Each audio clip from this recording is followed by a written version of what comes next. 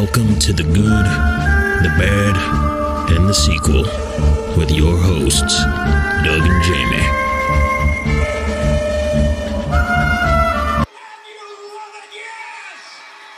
This is the movie podcast where we're talking sequels and we do it in two parts.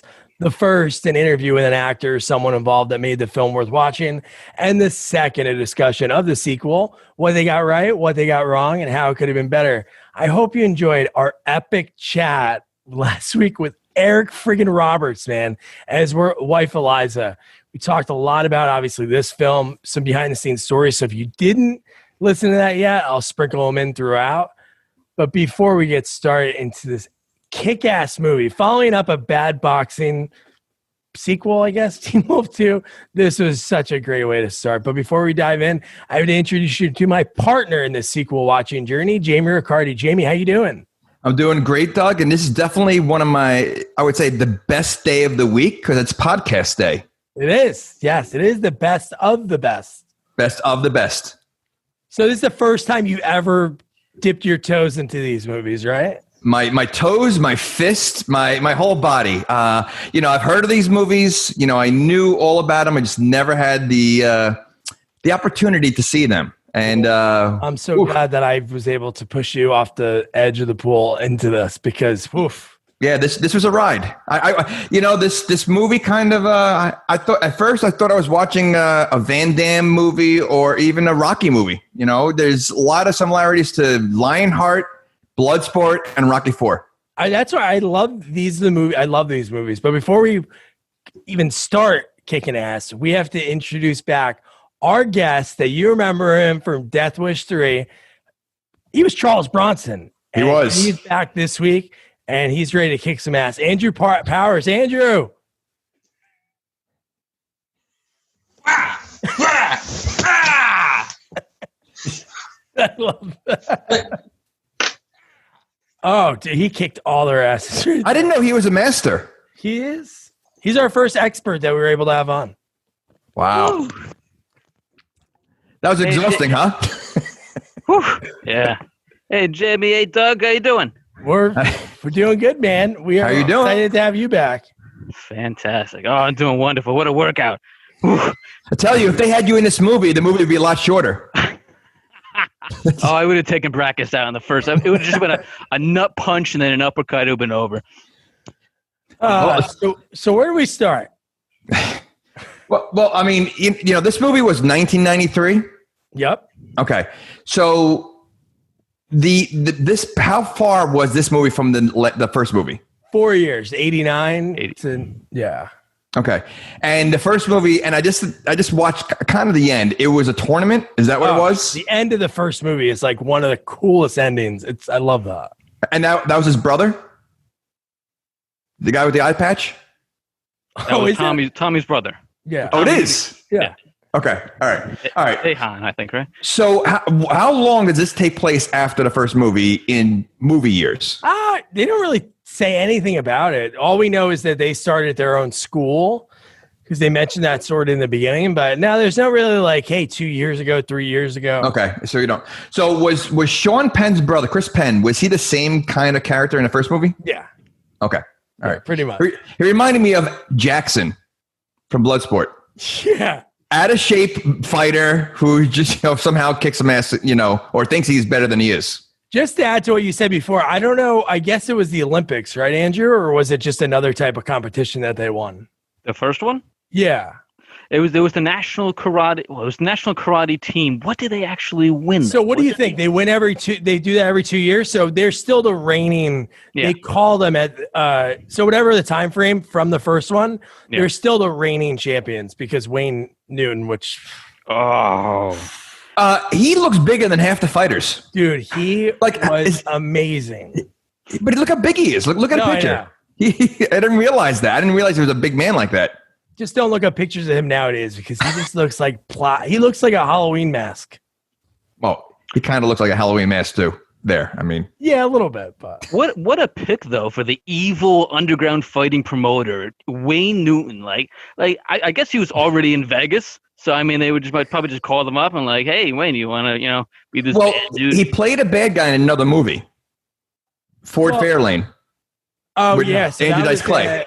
88. Right. So, I mean, he already touched some kind of badness. So I think they, use that. So he's a stereotype now. He's typecasted into that role. Oh man. So none of you guys got, because the interview didn't come out yet. Obviously, for people listening, watching, the interview came out last week. But so Eric Roberts said they were casting for that part, and he just said it off the top of his head. How about Wayne Newton? He called up Wayne Newton, so he is the reason that Wayne Newton is in this movie. So we can thank Eric Roberts for that. Dude, we can thank Eric Roberts. I'm saying it right now. I know, Jamie, you're probably can't believe this, but my new favorite bad guy that we've discovered, he is above Terry Silver we'll get into his lines that he says throughout this movie. He does have one of my favorite lines. It might be better than Your Ass Stinks. He does have a line that I was laughing at. Are you talking about when he says, and you know the rule? No. Right? Or no? The last thing through your mind. The last thing that goes through your mind would be your ass. Oh, yeah, that one's good. But when he asks the crowd, when he says, what's the one rule? And they go, no rules. And he's like, you love it. Yeah. And he does this thing. It's like, it's a new favorite clip of YouTube. I'll be sending that around to everyone because it's so amazing. But yeah, so let's jump right into it. Like this movie, it gets right into it. And it goes right into a quick credit, man. I want something. I want some kind of substance, but they show Eric Roberts and boom, credits roll for a long time. A nice 80s, music. It sounded like Law and Order, and they use that same song throughout the whole movie. Yeah, yeah. Except for the techno music at the club. There was techno music at the club. There was. And no, you know what? I just remembered just by looking this down. So the first thing we see a newspaper that says U.S. champs open a karate studio. So again, it doesn't say how long afterwards, but we know they're in Vegas already because it's the Las Vegas Gazette. And then we cut right into what the whole movie is. And I know you saw clips of it. Andrew, you watched the whole first movie, right?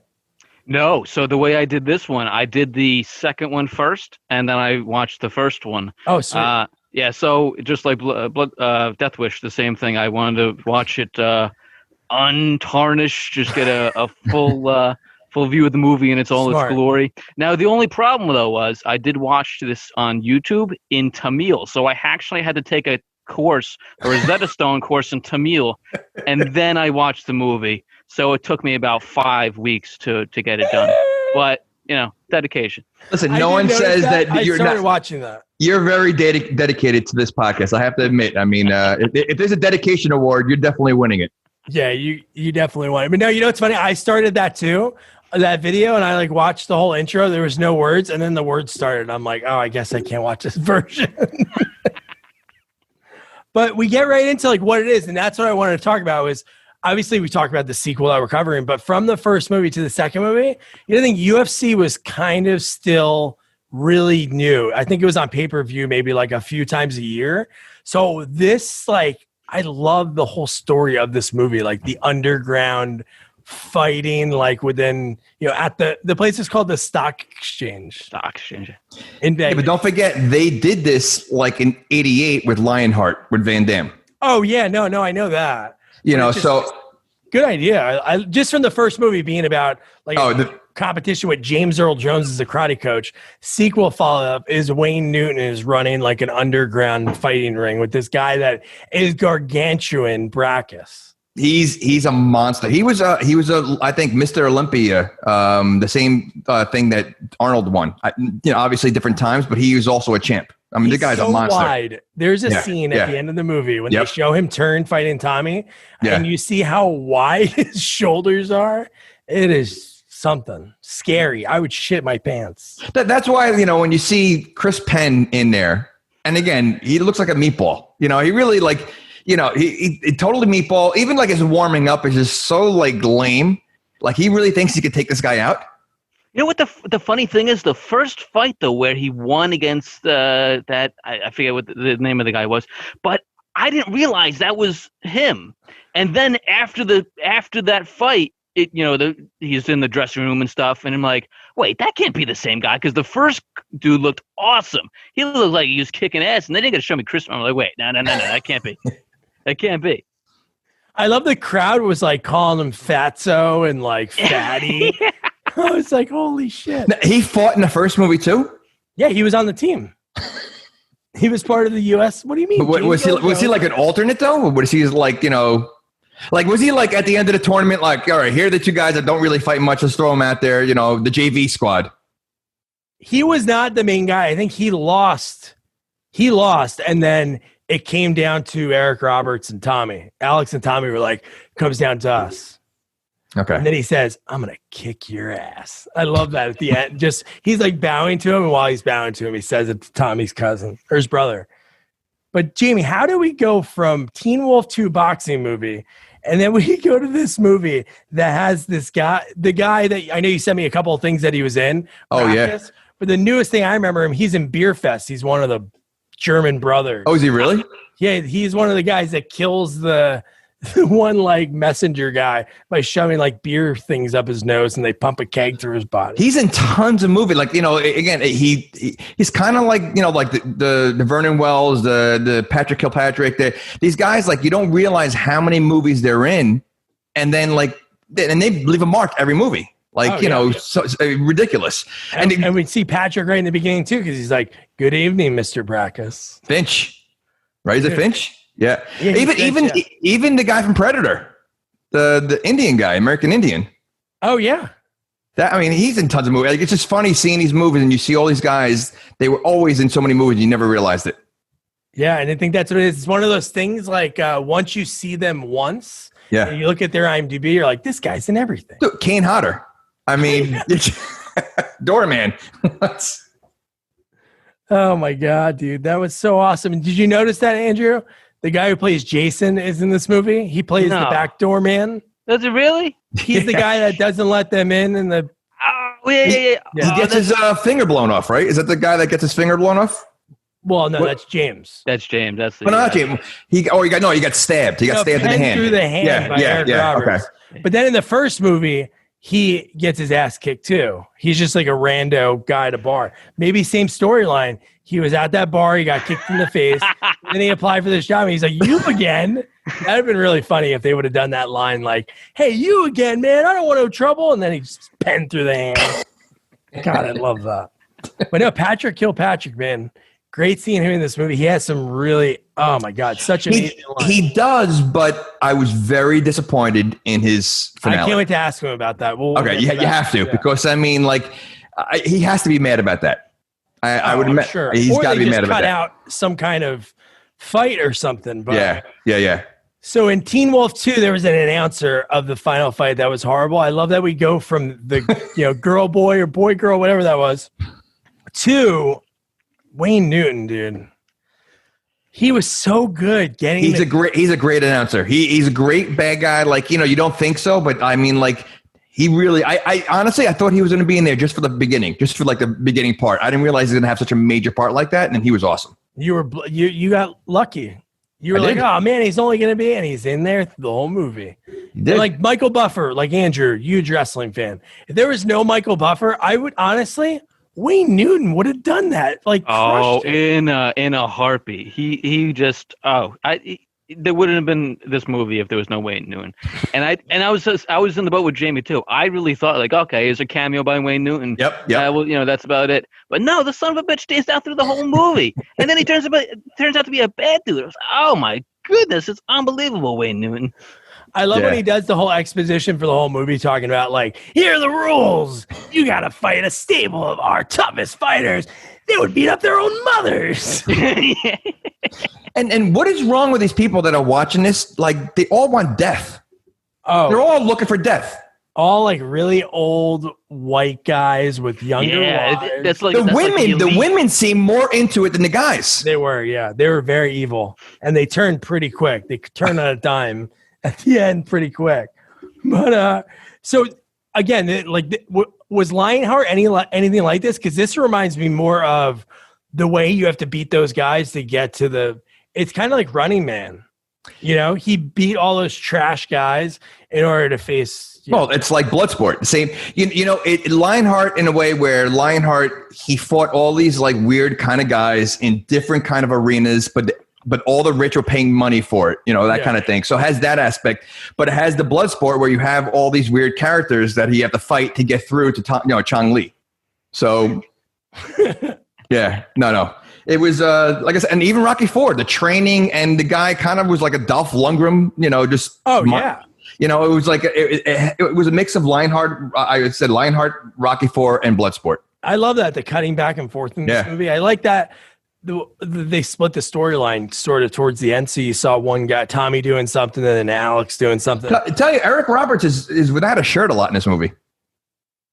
Good. All right, I'm just saying.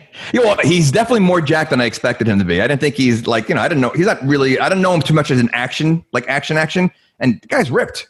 Yeah, and he kicks a lot of ass. Like towards the beginning, it's like he's a dad. He's more dad first, talking to his son, and dude, we'll get into that in 1 second. But let's talk about Chris Penn a little bit more as Travis. So you got to think this movie came out in 93, the first one 89, Footloose 85, 86. So he goes through this. He goes from looking like an actor that can't dance to a good dancer in that movie, to looking like a guy that can't fight and is somehow on the national karate team, because that is like his thing. They're like, hey, we need a guy that looks like he wouldn't be good at something, but we're going to make him good at something. He looked like he was in better shape in Footloose. Oh, of course. He was a lot skinnier in Footloose. And that's not saying a lot. And he never really explained what he was actually doing. I didn't quite understand why he was doing it, for pride or for money. He wanted to own the Coliseum. He said, I'm going to own because the winner gets the Coliseum. Which is crazy. Yeah. No, but I think it was pride, because when he has Walter, which who names their kid Walter? It's like an old man. It is an old man name. Your baby comes out like Benjamin Button, then name him Walter. But no, that whole part, he tells Walter later in the movie, he's like, hey, my dad will kick my ass. Your dad will kick my ass if he knows I'm doing this. But yeah, I think it was for owning the Coliseum. And how cocky he was when he knocks down the guy. He says, sorry, Sinbad, there's a new boy in town. He was for the boys. He was Jackson from Bloodsport. Yeah. Same thing. He wanted Chong Li right away. Now, we have kids. How bad do you feel for Walter when he doesn't break the brick? Dude, I really was heartbroken. And then when he said, Tommy stands up and he's like, you have to break this. And he tries again. And I'm like, oh, dude, my heart sank. I felt so bad for him. Well, even when at dinner, before Eric Roberts goes to the second part of his speech, he's like, I really wanted you to break that brick. And like the kid's jaw dropped, horrible, especially since your father's such a badass and he's looked like he's the one running the show there. And then you're the only one that couldn't do it. What a failure. Yeah. And to the fact again that, he wanted him to do it and he said that heartfelt thing, but then the fact that he had to hang out with all the other guys that did it. It's like going to a graduation and you didn't graduate. Well, he didn't graduate, so yeah. Yeah, that's true. He did turn into a good dad moment, and not seeing Alex from the first one. That speech was pretty good. Good dad moment, Alex. Who's Alex? Eric Roberts. Come on. But there was a little montage too. That was the first time that we got the music again of the Law and Order music when they showed the kids fighting. I'm like, we're getting a kid fighting montage in this movie? Yeah. Well, they look like the Three Ninjas. It did. It did kind of look like it was the Three Ninjas. Did that movie come around the same time? Yeah, probably. The first one probably came right around this. They probably saw that and got inspired. They're like, dude, if Eric Roberts is in a movie where kids are getting their ass kicked, let's do it. But no, that was such a heartbreaking scene. I felt so bad for him when he couldn't break it. I really thought he was going to break it. When they said you have to do it, I'm like, oh, positive. Well, when he paused that one time, he tried so many times, and his father goes, "You have to do this." I agree with you. I thought he was going to finally do it, but no. Listen, they had to show that Eric Roberts had a tender heart. He wasn't just a badass. Yeah, and you know what? Listen, he was a good father in this movie.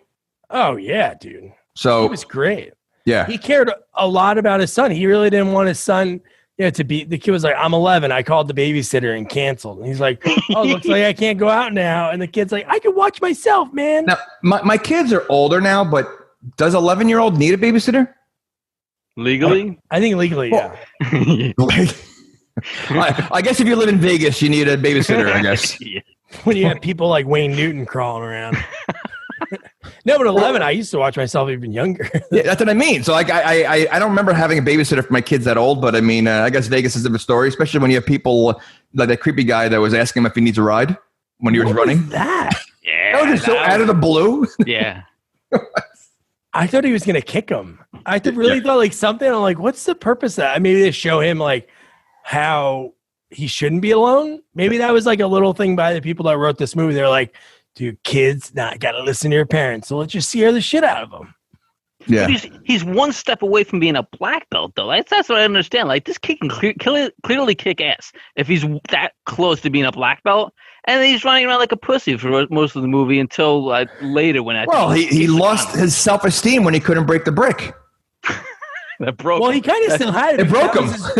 That was his reasoning for his dad. He goes, listen to this. Let's say a bad guy breaks in. What do you think the babysitter's going to do? I'll be able to kick the guy's ass. And he's like, no. I love when Tommy showed up and the two kids were playing basketball.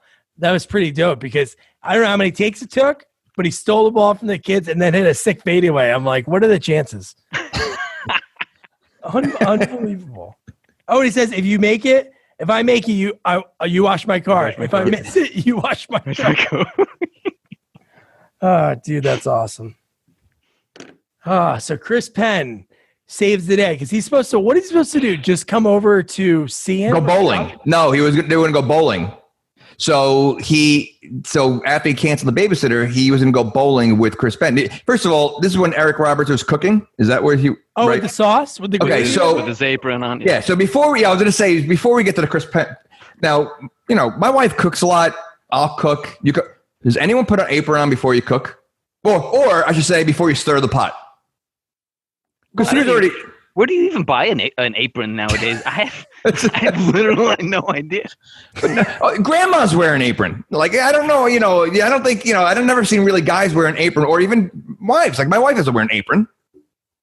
Unless you're in the kitchen all day long, maybe. Not to walk in there, put the apron on, and then walk out. Or maybe that's a shirt he's going on the hot date in, and he doesn't want to get any sauce on it. By the way, you know where his girlfriend's from? What movie? No. They Live. Oh, okay. She's the girl in They Live. Oh, wow. She looks really familiar. Yeah. Oh, my God, dude. But yeah, so he was supposed to go there to take him to go bowling, and he says, sorry, I can't take you with me. We have a change of plans. What a dick. So he chose over fighting to the death.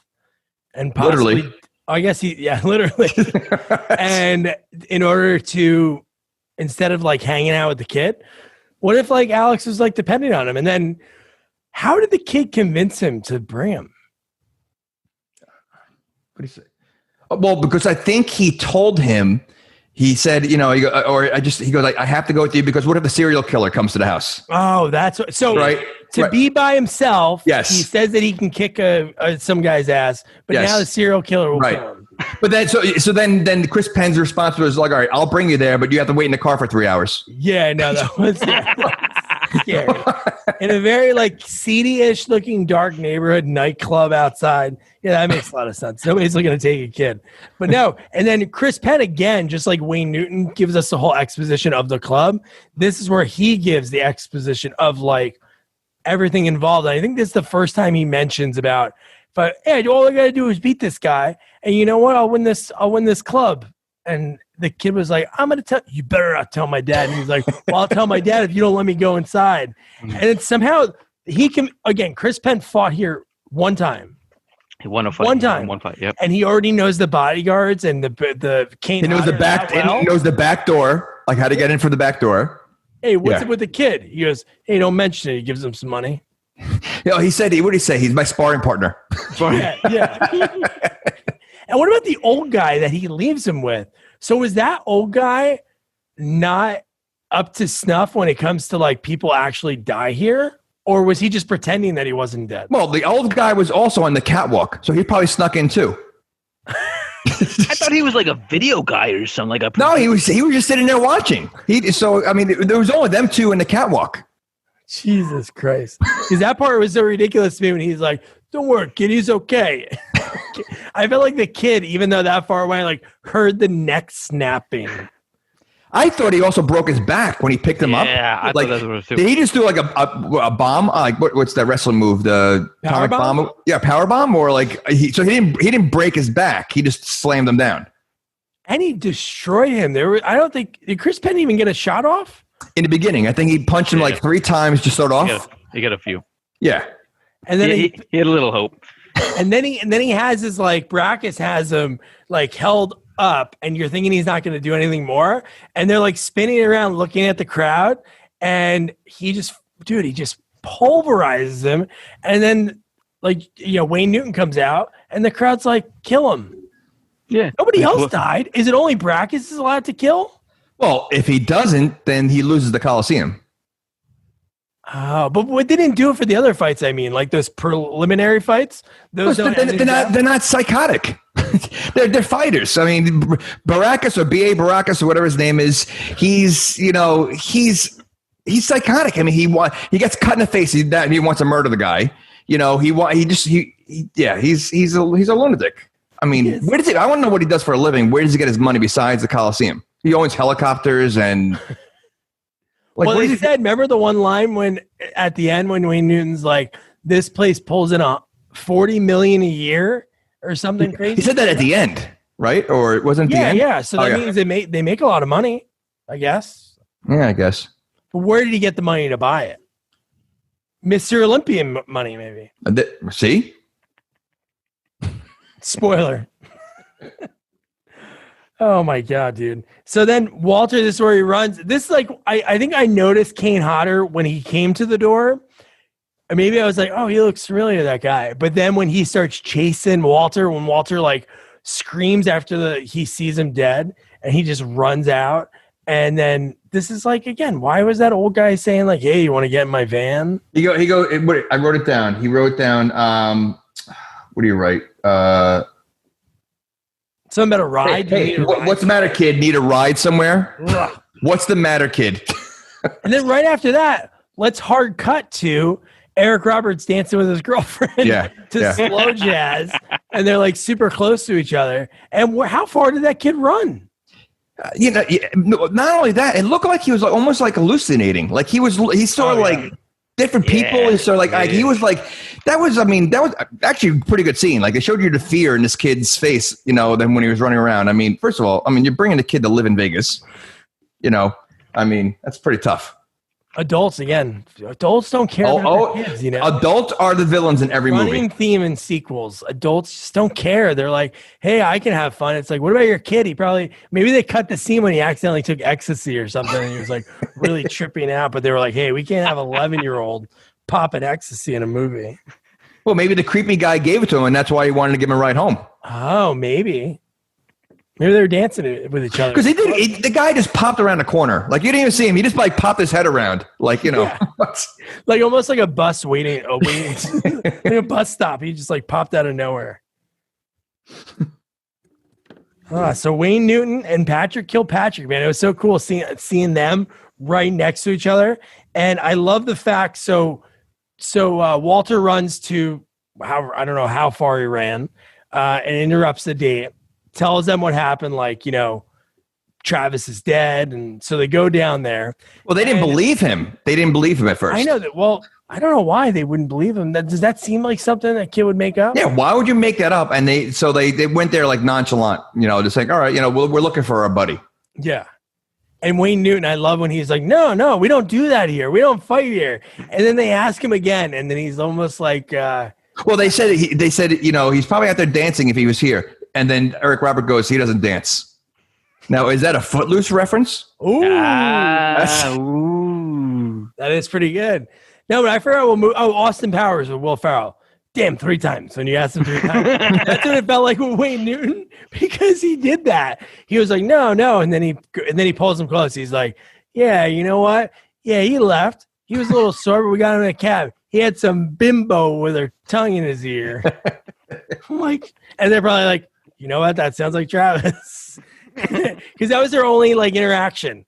They were in like that VIP room, and you know, he was like, he had like 3 girls on his arms. Wayne Newton was like, some girl I think was doing Wayne Newton's nails or something bizarre. He does look like a guy that would get his nails done. Yeah. He looked like a guy that gets his ass bleached too. And the same music again during like this little montage of looking for Travis. They're like going around the city, like looking around for him. And see, the music is weird because this is 93. You know, I mean, like it seems like very dated music for this movie. It may be dated, but it sounds like Law and Order. It does, but I mean, like you're talking, but it sounds like 80s, like TV show cop drama music. You know, they needed that's all the money was left in the budget. They're just like, but they use the same song. It's not even like alteration of it. They used one other version of it that was just like, really just like the notes of it, like just piano of it. It was. I couldn't believe it when it kept playing again and again. I'm like, what? You couldn't try a different one or songs with words? There's no songs with words in this whole movie, right? The whole budget was spent on the video game sounds for the fighting scenes. Yeah. Whenever there's a butterfly kick, and oh my god, that. Oh, and then there's no words to the song. It makes it more serious. It's true. You create your own words. There you go. But then Travis, they fish his body out of the river. And it seems like everybody was there pretty quick. Alex got there late. And, man, Chris Penn looked like shit, dude. He looked like he's been floating there for like weeks. Well, I think he looked like he was a floating body, you know, like when he was fighting. He looks so bloated in this movie. Like you said, compared to Footloose, and honestly, compared to the first movie, he looks different. You mean he doesn't look like he's in fighting shape? No, not at all. He looked like like you said, he was an alternate, and the 10 guys ahead of him got hurt. And that's the only reason he did it. But dude, and then right away they're pissed. Alex says, "Tommy, we got to do something," and then they just go right back there. Dude, I love that whole scene. That's when they go confront Brackus, right? And he's hard. Right. It's the first time in his life he's gotten a cut. I guess he's never scraped. That was his Dolph Lundgren scene. Yeah. He had the same cut in his eye, and you found out he's not a machine. He is human, but no, he gets so pissed. And then remember, he gets pissed when the guy can't sew it right. He's like, "This is the best I could do." I got news for you. That scar didn't look that bad. Like he made it sound like you're gonna be scarred is the best I can do, and it's like a little line. So there are some great lines in this movie, like amazing lines. So when they're getting ready to leave the dinner after all that, they get confronted and the security in this movie. These guys, why wouldn't they hire the guys that are fighting when they're not fighting to be security? Because these guys are not in shape. You mean the guys that were chasing a kid on a bike in a car and they couldn't even catch up to him? Oh my god, they weren't even close. Wait, you don't think those are trained guys? Those are not trained guys. And how about when he goes to the one guy, "Hey, where'd you get that hat?" And he says, "It was left for me in a will." And then he gets kicked in the face. It's the best, dude. The whole part of that is so good. You know, I didn't understand who those guys actually worked for. Did they work for Brackus? Did they work for? Wait, the ones was it a whole like criminal enterprise? Like I couldn't. I think they were the casino guys, like like the guys that worked at the place, because they all had the same jacket on. Oh, yeah, like mustard, like the Hall of Fame jacket for the NFL. That's what it looked like. No, you're right, Andrew, because you don't know if they're in on it or they just. Think I mean, they're trying to kill a kid. I'm pretty sure they were in on it, but I didn't know like say Chris Penn won. He beat Brackus. Then he takes over this criminal enterprise as well. Like I don't know. It was weird. How does that happen? It's like, all right, I'm your new boss. I killed your old boss. So, all right. Yeah. Tuesdays are, funny shirt day. That was the weird storyline, but I get it. That's what's up on the line. That's how good that guy is, that he would basically put on the line every time he fights somebody. Well, he's so good that when he got mad and he punched the column, the whole column moved. Oh, dude. He is, dude. He's one of the biggest. He's also in Gladiator. He's in Gladiator. Yeah. But he's monstrous. He's a monster. I'd be curious to see him standing next to Arnold because he looks way wider than Arnold. Oh, yeah. That would have been great. Why didn't they ever get together in a movie? That'd been cool to see those two guys. You think Arnold wants someone that's bigger than him? But then he beats his ass. Yeah, but Arnold has to be the big guy. Yeah, that's true. What about Stallone? Why didn't he ever fight Stallone? Oh, Stallone's short. He is very short. I will say that I thought James for a minute was Steven Seagal. I thought there was a Steven Seagal appear. Oh, dude. Yeah, I was just disappointed when I figured out it wasn't. So I think we're a little far from that, but no, James is we'll get into him. So we're at Travis's funeral. Dehan shows up. He's there, and he said, "Whatever you guys need, I'll help." And obviously, we knew he was going to come back, which is so. Great. That was the bad guy in the first movie. Well, he was just on the opposite team. Oh, well, he was Korea. So there was no bad guy. They were just fighting a team. They were all just good guys. What happened to his eye? Sort of. He always had one eye. What was his? No, I'm being serious. I don't like. I mean, what? Because when I saw the clip, he was, when he fights him, he wasn't wearing a patch. Oh, I don't know. Did that happen in the? I thought he always had a patch. Not in the fight. In the first one, now. Really? Listen, I saw the last scene when he was debating and he's kicking the guy to knock him down at all. He didn't have a patch on. Huh. All right. Oh. Huh. I thought maybe he poked his eye out in the last match and, Eric Roberts. But so this scene's kind of confusing. I know obviously Alex cares about his friend and wants people to know hey, something happened to my buddy, but he's trying to convince his girlfriend, who's a sportscaster, to break a story about a guy that got killed. It just didn't seem like. I understand he was pissed, but he was really pissed. Yeah, that was a weird fight. Was he trying to bring the operation down, or just through the story about the death of his friend? I think it was just the death of the friend, trying to find out who did it. Obviously they know after talking to him, Brackus, but I don't know. Just what did you expect to do? Why didn't he just talk to? And why didn't they call the cops? The whole movie. Well, they're just karate guys, right? Karate, they have no experience with guns or anything, and they go in there, two guys to take down a whole empire. Well, they're the best in the United States. Well, they're the best of the best. The best of the best. Okay. I think James Earl Jones says that line in the first one. He says after the training or the tryouts, he's like, "You are the best of the best." Wait, James Earl Jones trains them? He's the karate coach of the U.S. team. When I think karate, I think James Earl Jones. But no, that whole scene.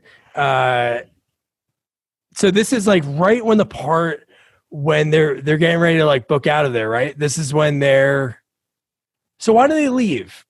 Leave where? To go to the reservation? After their house was ambushed. Right. Oh, they came to the house, so they knew they were coming after the whole family. Yeah. So then they take the road trip to the desert. And, I feel like this from this point on, the movie takes a turn. It's almost like a completely different movie. Oh, it is. It's kind of like a drama. Well, obviously, besides the fight, it's kind of like a drama. It's about I don't know. It's between the father and son, and then the whole. I didn't understand the whole James part. It was funny, and I was like, "What's the point of this?" And then, this is where the more drama comes in. I love the grandmother. She was great. She was great. But one thing from when they did break into the house, the one thing I loved about that whole part was Tommy when he humiliated the guy. Remember when the guy put the gun to Tommy's head? And he took the gun, he put it to his head and made the guy dude, that was awesome. Okay, so we're going back to the henchmen. So the size of the gun he goes against Tommy was a tiny gun, and then he takes a knife, a barber's knife. Yeah. It wasn't even a switchblade. It was a barber's knife. These guys couldn't have better weapons, at all. No, and he pulled it, I think, from his ankle. It was an ankle knife, and he was But no, that whole thing that scene was crazy. Yeah. They get ambushed again later in the movie, but God, man, just the fact of and then they get scared shitless, which I don't blame them, and then they go off to the desert. I didn't know where they were going. I remember James, but I just didn't remember how it got introduced. But his story. Well, it's funny what Walter even questioned when he said that's my grandmother or something like that. I'm watching this. I'm like, wait, Tommy's not Asian? Like, because yeah. And then at the same time, Eric Roberts goes to Walter. He goes, "I'll explain later." Yeah. I'm like, all right. But at first, I honestly thought he might have been American Indian. Like, I missed something. Yeah, I felt so racist. I'm like, oh my God, I'm so sorry, Tommy. I'm sorry for stereotyping you as a karate Asian guy. I am so sorry. And then I read the biography, and I'm like, wait, it's Korean. I don't have to be sorry. Forget what I said. I'm not sorry anymore. And then when they were on their drive there, they drove past, like, I know windmills were a thing, but a lot of windmills. So maybe they were like, hey guys, let's care about nature, think about renewable energy. As they drove past it was like a really long shot. But so let's talk about James, dude. I think wait, right before James, they start their Rocky IV training. Yes. Oh yeah, they started that without him. Yep. Yes. Yeah, they're just using the house. They're using whatever they can find to train and buff up. Yeah. It looked like the same warehouse or whatever barn that Rocky trained in. Rocky IV. It's the same. You're right. Yeah. It is. Exactly.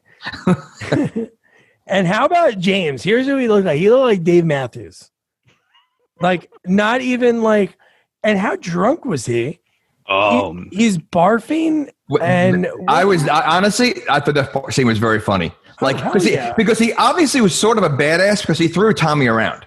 Oh, and then as he was drunk, he was one of the best in the world. Yeah, he was a drunken karate master. He was. But then he couldn't continue because he was throwing up too much. Well, he throws up when he wakes up. She wakes him up, and he like drinks out of his fifth. And then that makes him barf.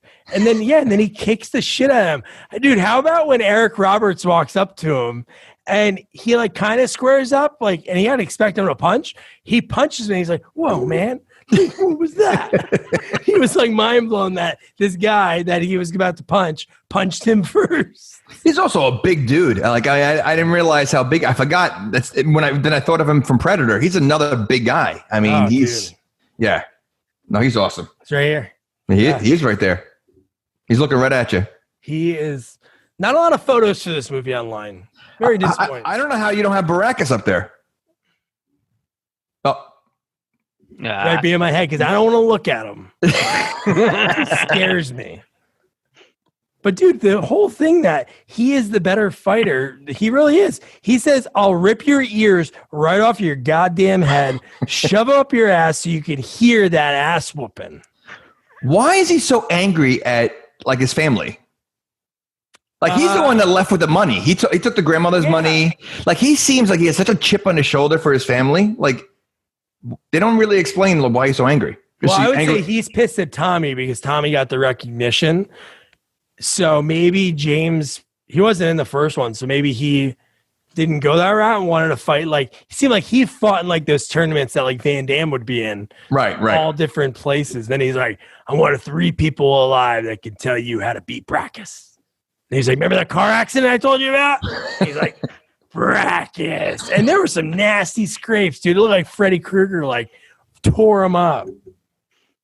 That was a weird one. Like, so did he fight Brackus and live? Like, I would have liked to know more of that story. Maybe there could have been like a flashback or something. Yeah, if he lost to him, how does he know how to beat him? Well, maybe he's like, I should have done this, and if you do this, but that doesn't mean you're going to. Because the only thing he really brought to the table was the fact that Tommy's going to have to use those sticks. Oh yeah, dude. You know, and twirl them. Like he taught him how to twirl the sticks. But he was full of shit, though, because he goes, you're going to have to learn to use the bow for the preliminaries. And Tommy didn't use until he fought Brackus. Yeah, that's what I thought about, too. I'm like, wait. And then it wasn't used until the end of that fight. Very end. Yeah. But yeah, no. But I like how he made him. He's like, don't pick it up like that. And he showed him. And he didn't have to ever pick it up like that, right? I was in his. Yeah, he did. He never picked it up like that. And Tommy looked like he was amazed because like he was all awkward doing it. Like, that seems like the obvious choice, you know. And then Eric Roberts smacked himself in the head about 5 times. Yeah, that's what black belts usually do with the weapons. And then we get another montage. This is like kind of the same thing. Them training in the garage, hanging, just doing like curls. And they were really doing those curls. So those guys are in pretty freaking sick shit. Well, he was only on. He was doing sit-ups. He was only number 6 because you hear him go 5, 6. So they really weren't doing that many. Or maybe that was 1,000. Oh, and when they went 1,000, they reset. That's true. They do more. How sad was that scene with Walter when he goes to his dad? He's like, "Hey, Dad, I know you're gonna fight Brackus, and you could kill him, or he can kill you." And just Alex's response when he's like, "Hey, man, nothing's ever gonna happen to me." It's like, dude, he just saw another guy that's a great fighter get his neck snapped in front of a lot of rich white people that were like excited about it. Wait. He was a great fighter? He was the best of the best. Listen, even the best of the best have alternates. That listen, again, he was on the JV side of the best of the best. I don't know. I don't know if I put Chris Penn as even when you're watching him fight, he throws a couple punches. That's it. I love that. Just to go back to him, what he was wearing, the colors. The one time he came out. Oh, he's Ryu Ken. Yeah. It was Ryu the first time. Yeah. Well, he was with the blue, I think, the first time, and then he switched to the red. He should have stayed with the blue. I don't know. That's what it was. Yeah. That. Well, what he was wearing also covered up a lot of his fat, so he didn't look as fat, wearing that. But the people didn't know that because they just kept calling him fat. You guys notice Walter's shirts were so big for the rest of the movie, and his pants. He looked ridiculous. Like, I don't. That was kind of well. He was very excited when Grandma said, "You want to help me feed the chickens?" And he said, "Yeah." And then I noticed his shirt was like super tucked in, and like the pocket was like really low on him. He probably changed at Grandma's house and was wearing James clothes. Oh, that's like barf. Barf. That's true. I mean, how much time did they have to get out of that house? Yeah, that's true. So we kind of skipped over this. So the grandma goes to James. It's either you help him out or you pack your bags. So he looks at the bottle. He's pissed drunk. And then he just like stops. Next morning. No, he does take it. He takes 2 more drinks. Yeah. But I'm saying then the next morning, he's perfect. I wrote that down. He sobered up very quickly. And he looks like he's been clean for like years. He looks godly because he's wearing the white and the black cowboy hat. So you're talking, I'm assuming, those guys start training pretty early in the morning. It was dark out when the grandmother went to speak to him. Yeah. You're talking about maybe 6 hours? 6 hours to clean your entire life up of alcoholism in 6 hours. That's like an infomercial product, or like those late night commercials about like. You know what he probably did? He probably sat in that sauna tent and sweated it all out. Yeah, I love seeing that sweat lodge. It just made me think of Craig T. Nelson and other guys too, just freaking out. Same reservation. Same. I did. Oh, honestly, did you notice that one guy? I think it was the same guy from. I'm telling you. You mean the old guy in the tent? The older guy in the tent was the same guy from Poltergeist 2. It's probably the same guy in every movie that has some kind of. Hey, we got a sweat lodge scene. Is Billy available? Well, it's probably his. They probably say, listen, you could be in our movie, but we got to use a sweat lodge. Yeah. Like a little kid down the street. It's like, all right, man, if we could play with your ball, you can hang out. It's like, oh, cool. But I love the cutaway scene. So this is what's cool about the training was they're showing them training and then cutting to Brackus. He's doing some crazy shit too, man. He is fighting people like on the lawn in the backyard of some mansion and just beats the shit out of like 7 or 8 guys. And then casually walks inside and he talks to like Wayne Newton, like saying, "Where's Tommy Lee? I need Tommy Lee." His fighting is basically a power punch. There's one power punch that they go flying. Like he's that big. Nothing. It just the whole movie. I wish that's what's really cool about the ending, which we'll get to obviously the final scene, is because that's all he did. The whole power punch. Yeah. And the last scene kind of shocked me because Andrew watches wrestling. I don't watch it as much anymore. But you used to have those big guys, and it was just the same kind of like match. With this, I haven't seen the movie in years. And I love this movie. The final scene really brings it. There's so much to it. It's not like a quick, like kind of, I don't know. Just wasn't quick. No, well, Finch was quick. Finch was way too quick. That must have sucked, man. I think you're right, though. There has to be another scene because, I mean, like the way he we turn that corner and you see Eric Roberts, like, there had to be some kind of fight. Something had to be something. I thought he was going to pull a gun out. But I just thought there was. Why doesn't he have a gun? Tommy had all the credit for the end. He got the great fight. So you think Eric Roberts would have this, like this is his fight against Finch, and there must be a hidden, you know what? We'll have to talk to, I'll be interviewing him in a few weeks, so I'll ask him. But no, so that, again, why doesn't he have a gun? Yeah. Eric Roberts is really far away. And what is he? We'll talk about it now since we're talking about it. But when he said something about like buckaroo, right? He said something buckaroo to him, and then you just see him fly through the glass. But why wouldn't a guy like that? He seems like he's pretty high up. I think he's probably like the number 2 to Wayne Newton. No gun? Well, he doesn't need one. It's Patrick Kilpatrick. Well, what do you need a gun for? Somebody killed Patrick. You know what's funny though? Early on in the movie, when Brackus is arriving, it was, I don't know if it was when he was arriving, he said to somebody, "Who's like, get rid of the gun. It's unmanly." Yeah. But then the rest of the movie, everybody's just shooting. That is true. So maybe that one guy like listened to Brackus. He's like, "All right, so I'll listen." The henchmen, again, we discussed, they're not the smartest guys. What was the deal with the one henchman at the reservation that they blew up? Oh, okay. Was there a backstory? Did I miss something with that backstory? No, you didn't miss anything. There was nothing. There was no reason for it, but like there was hatred with the other henchmen with him, but they don't explain that. And then they made a joke after it too. They're like, I always told Gus he would die from smoking. Yeah. And they killed 2 guys. So that whole scene, Alex gets woken up. The bad guys walk in with machine guns. Helicopter lands. You have all the bad guys. Patrick Kilpatrick is there. And, dude, they just start popping off shots. James comes out of nowhere. Dude, very sober guy. Changes his life around. What happens? He gets killed. His fingers get blown off first. True.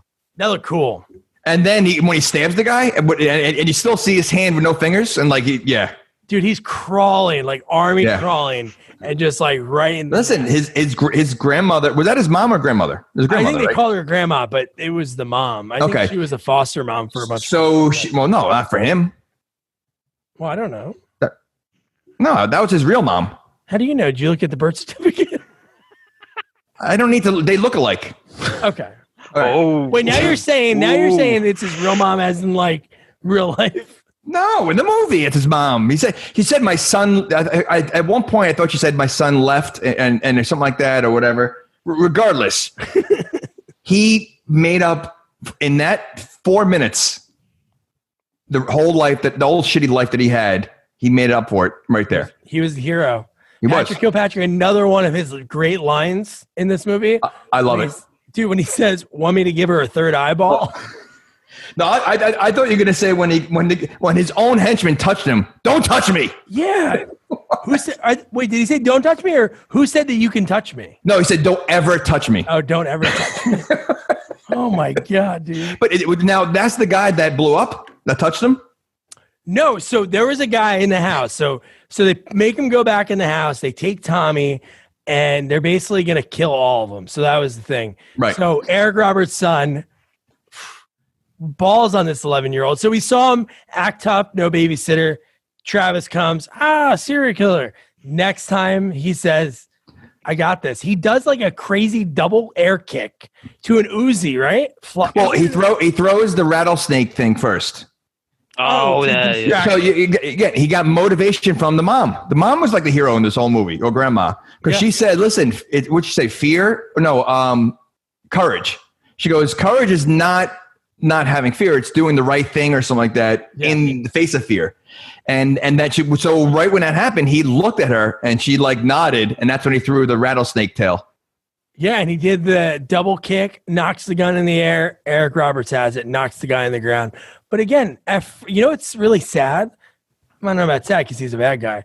But he was basically like, I'm going to let this guy live because they're expecting 4 shots. So he just fires them in the air. Yep. But so at that scene, we don't know what happens, but we see obviously they're out of there when it explodes, but that guy got left in there probably, unless they took him with him because he wasn't injured. He was just like punched. Right. But the black guy that touched him, and he said, "Don't you ever touch me." They let him go back towards the house, and we see him running, and it looks like the stuntman or really the actor, like running through flames that didn't look like. That's what I mean. Like they seem very angry at that guy. Like, they left him to die, and then Patrick said, "Don't touch me." Like he must have done something where they pissed them both off before that. Like they didn't show a scene, and they obviously hated him. But let me ask you this question: so the kid, he didn't get his black belt because he didn't break the brick. Now he totally, saves the day, and he kicks that guy. Do you think that earns a black belt, or do you think like when he goes back home, they're like, "Listen, you still have to break the brick"? Do you imagine how he saves the world and it's like, sorry, man. No, you don't break the brick, you don't get that black belt. He should get it. Shouldn't he like automatically get it? Yeah. That's what I think. Right away. Not even a question. Like right now, they should just pause the movie, have a ceremony, have all those other kids that kind of look down at him at the luncheon. Let Tommy start fighting by himself.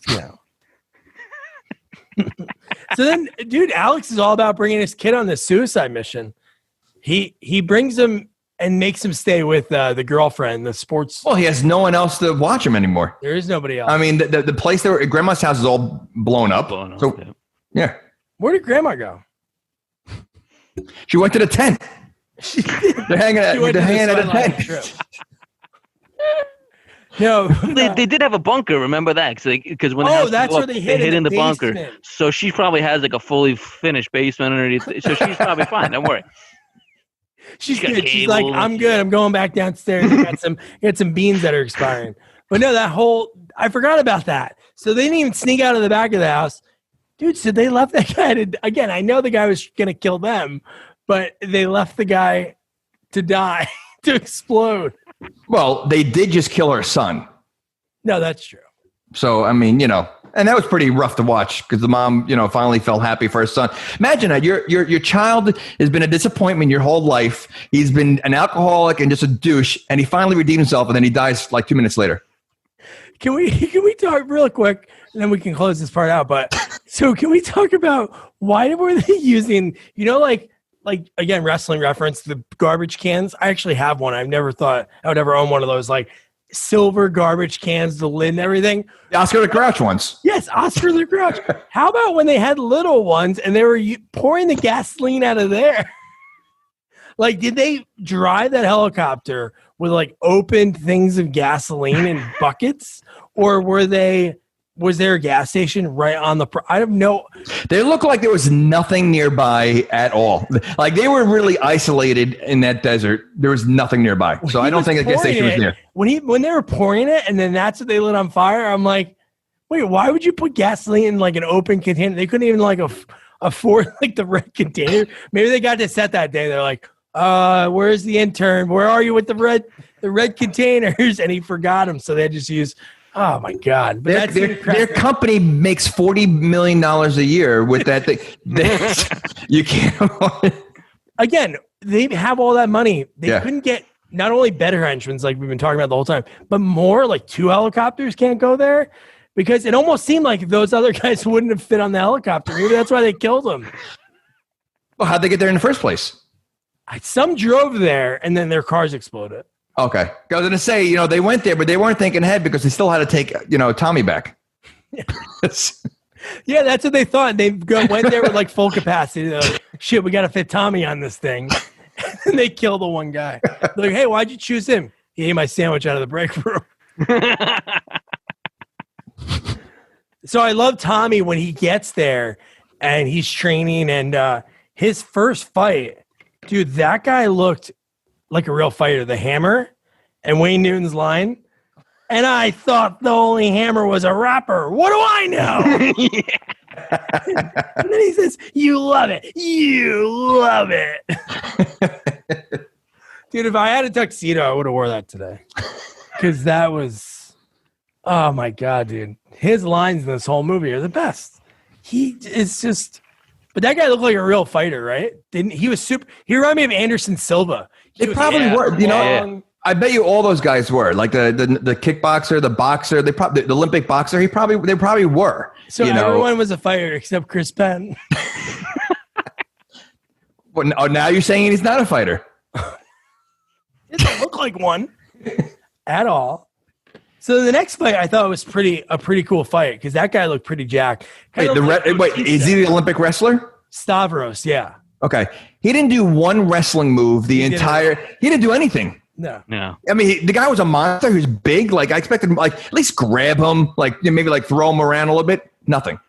Yeah, and then he punishes it, right? And this is where he does like a sweet kick. Is this where he does the? Yes, he does a cartwheel. The cartwheel. The cartwheel kick. Effects. Yeah. Andrew, I think in the beginning, the demonstration you did at the beginning, I think you would have got your black belt, and I think you could have probably beat out Chris Penn for the U.S. National Karate. But I didn't have the sound effects. I mean, that was the problem. You also didn't break the brick. You got to bring the brick out. I'll add some sound effects in post. Like helicopter sounds. Like. So I wrote this down. So Brackus, think of Brackus right now. Could his brother in this movie, if he had a goofy brother character, think about it, Gerard Depardieu. He looks like him. He doesn't look like Gerard Depardieu. Oh, wait. You know what? For a second, I'm thinking Gerard Butler. You talking about the guy from the Green Card? Like the German guy, the yeah. He does. He does. And this is the first time I noticed like a thing that was crazy. So they kept showing this woman in the crowd, like this old woman. She was very attractive, like in a diamond dress, shouting like this. They reused the same shot because the popcorn guy walked past her. And then like a couple minutes toward the end of the fight, they used that same cut. The popcorn guy walked by again? It was the same yeah. Oh, that's amazing. That's amazing. I did enjoy the nunchuck ponytail guy. That was a great one. He was like straight out of Mortal Kombat. That was fantastic. Yeah, but the guy comes out in nunchucks and then throws them on the ground in the beginning of the fight. He doesn't use it until the end of the fight. Like I thought it was going to be like a badass thing, and he doesn't even use it. He uses his hair. He whips his hair back and forth. That was cool. Willow Smith.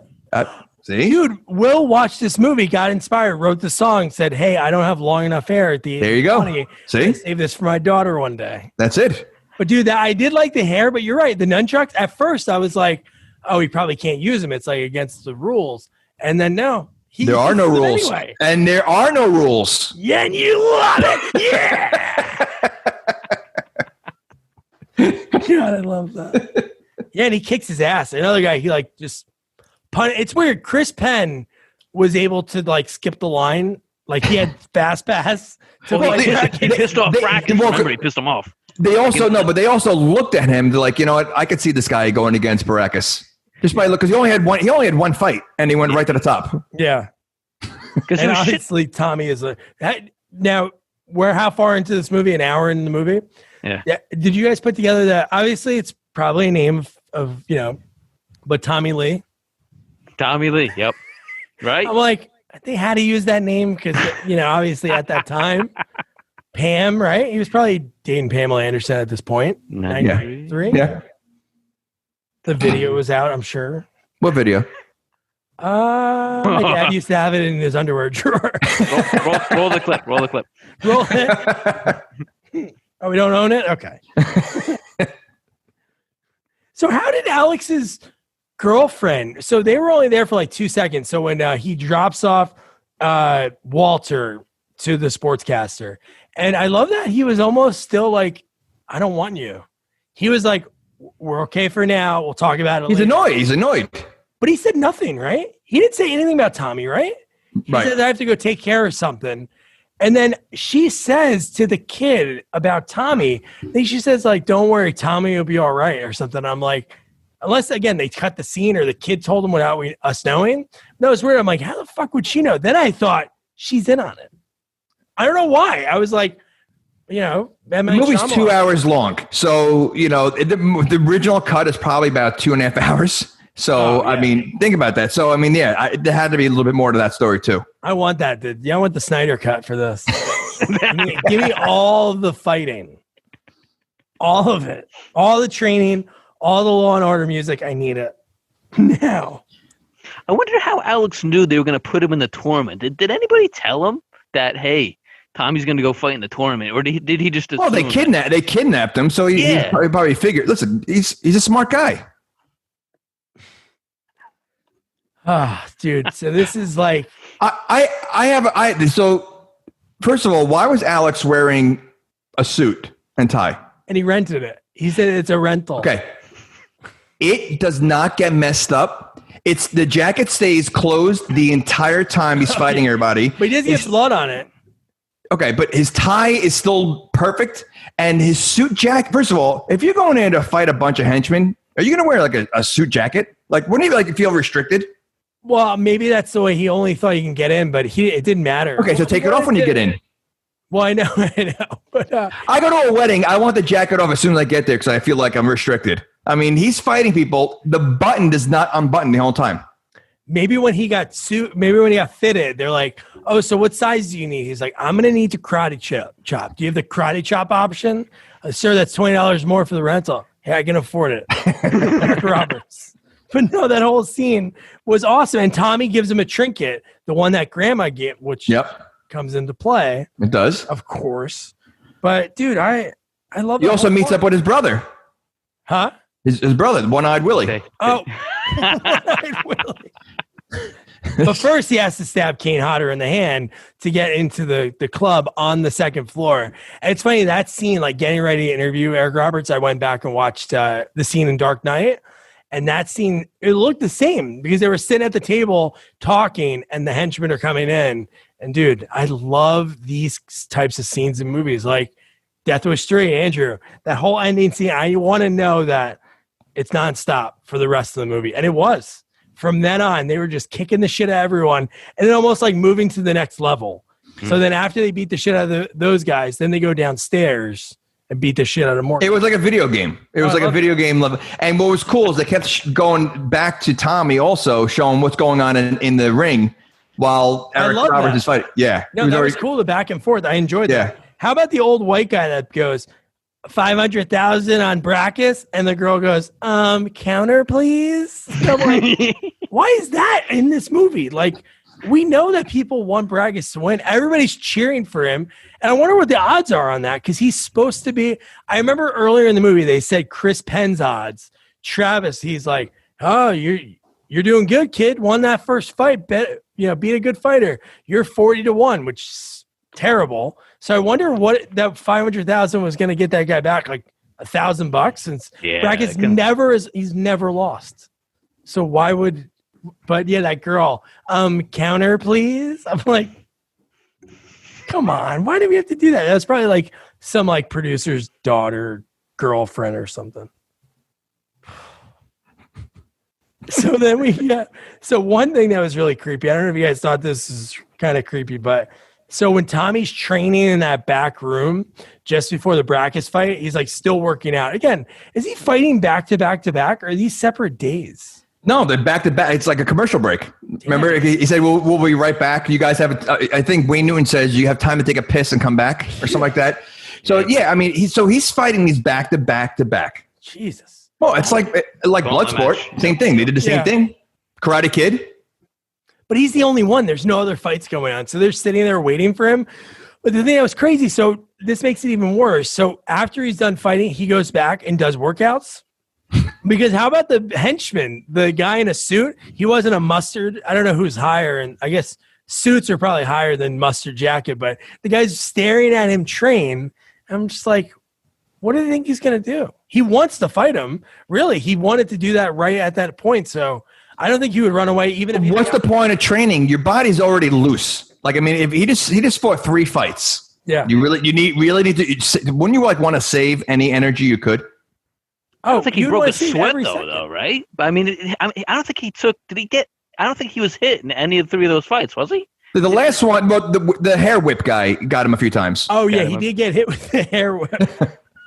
I did like that one. How about the old cowboy guy? Another scene. They just throw these random lines when he looks at the 2 girls.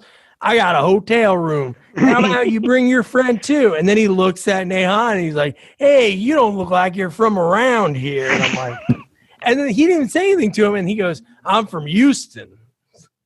Yeah, that guy had like no purpose whatsoever. It was just it was filler. It was just to show that Tejan was in the casino or the stock exchange as well. That's probably.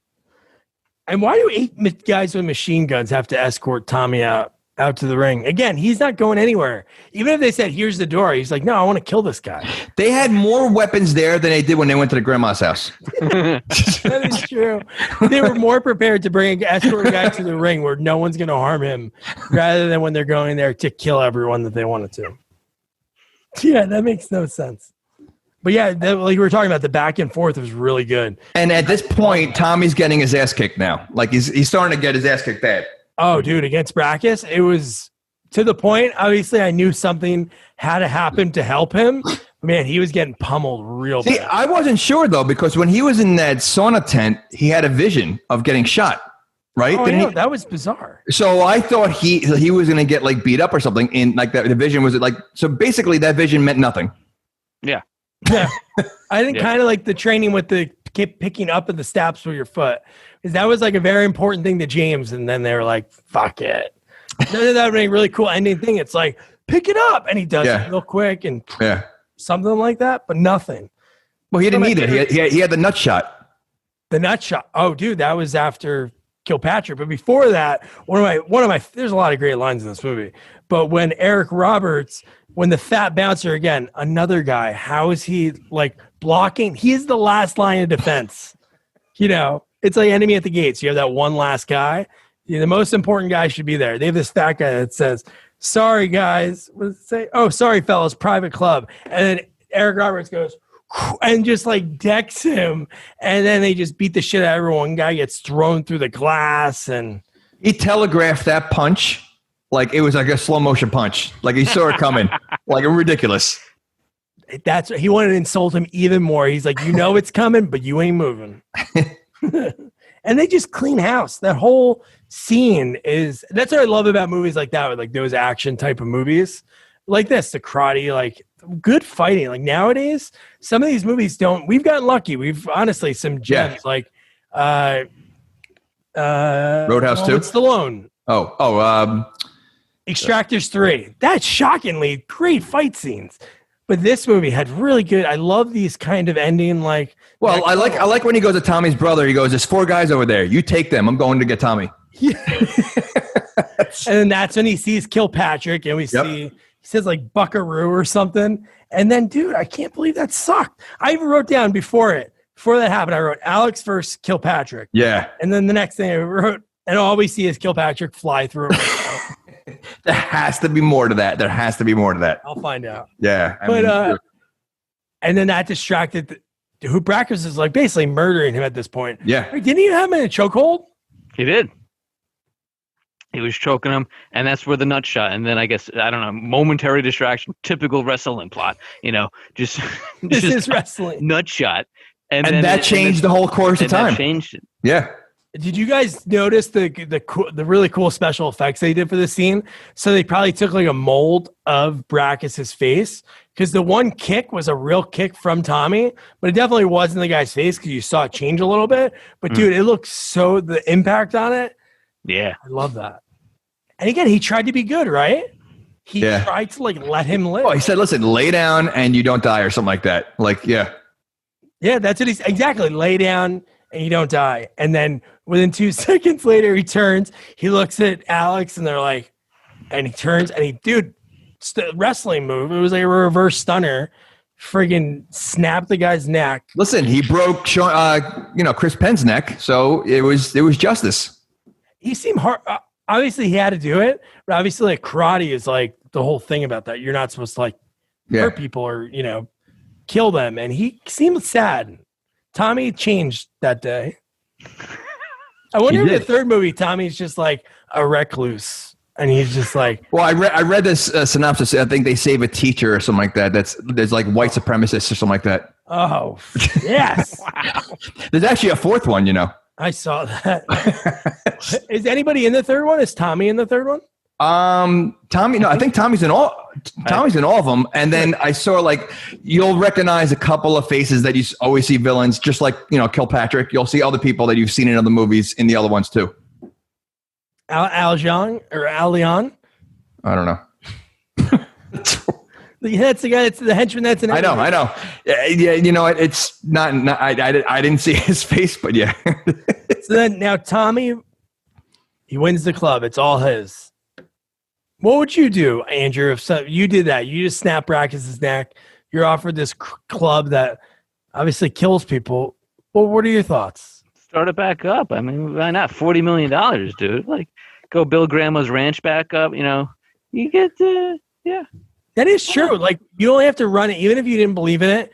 Just run the club. Now, does he have to fight? That would be the thing. Does he now have to fight? Well, you have to, because then then you have to give up the Coliseum. So it's like yeah, that's true. Well, maybe he do like a wrestling thing. He lets Wayne Newton fake punch him, fall on the ground, pin him, and then Wayne Newton runs the club. But how pissed was Wayne Newton? He's like, champ, everybody. He's just a little nervous. Probably first time on the microphone. He's like, he at one point, I don't know if he says that at the end or in the middle, he's like, do this for me. Like, he said something like that. Like, dude, this guy just basically is like the meanest guy around. He wants a favor from them. So what do you want to do, champ? And he's like, the club is closed. And then Wayne Newton's trying to follow them. And then, dude, how great was that?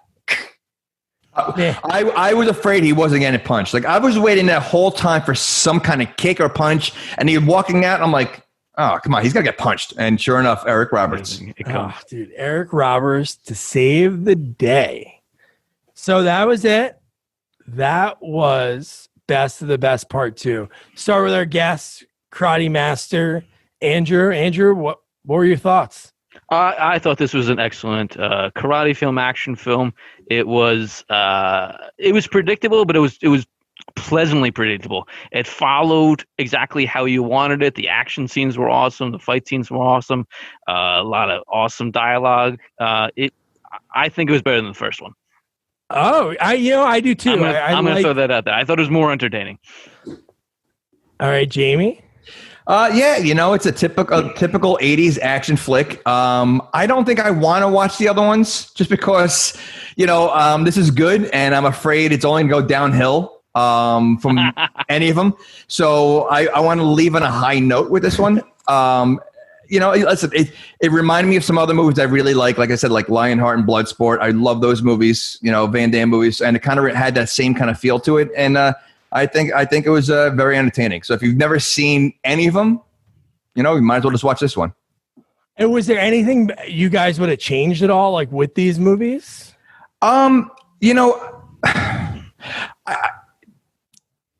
It's tough. I mean, because there's really maybe again the Kilpatrick part to me.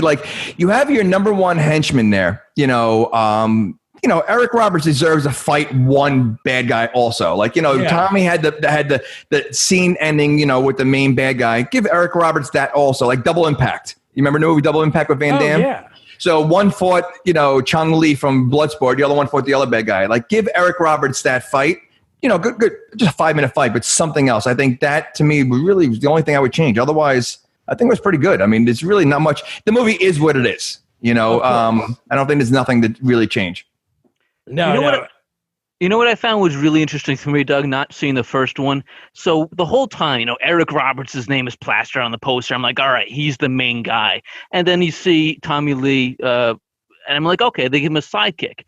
And throughout the whole movie, I'm watching it, and I'm thinking like Rocky IV. Apollo is getting his ass kicked by Drago, and then Rocky has to avenge him. And then up until the final scene, I'm like, all right, Eric Roberts is going to jump in. He's going to kick ass. And then it never happens. And I go, holy shit, this movie was never about Alex. This was always about Tommy. And I was like, damn, that's fucking awesome. It was kind of the thing, because you would think, with Eric, like you said, Eric Roberts being on the poster. I love it. But I mean, obviously Tommy's the real deal. I don't know how far Eric Roberts' karate goes. I mean, I know he trained, he did some kind of, but I mean, Tommy's the real deal. So, you can only go so far with your acting, I mean, in a karate movie. So, and if you have Tommy's name, leading, who's really going to watch it? who heard of Tommy, whatever his name is, the actor's name. Tommy Lee. Tommy, whatever his name is. Yeah. I mean, Philip Lee, right? Is that his name? But you know what? I think they gave Eric Roberts enough for him to show what he knows, because he was involved in all the other action scenes, pretty heavily. So that was it. That was Best of the Best Part 2. Next movie we're coming. Whew, the death count in this one is unbelievable. And I'm talking about Rambo. Man, having the opportunity to interview the actor who played Schoolboy, Matthew Marsden, dude, that guy was awesome. And I know Jamie's excited to be able to cover this. I love this movie. I love all the Rambos, but this one is just nuts. Oh, dude. And Matthew had some amazing stories from his career because he was in a bunch of awesome movies like Transformers, Straw Dogs. He was in a really awesome movie that he was able to work with Michael Caine. And that was like such a big experience for him. And then also he said he was able to train with Stallone while on set, he was like, dude, how do you not say yes to that? And one thing that's even more wild is with his career, he was a singer first before he was an actor. And he was so big that Destiny's Child were back up on one of his songs. So he has some cool stories about, Beyonce's dad and like working with them, which is awesome. So again, Andrew, thank you. Don't forget to review, rate, share our podcast. Follow us on all social media at Sequels Only. And don't forget to check out our website, sequelsonly.com. Good night. Good night.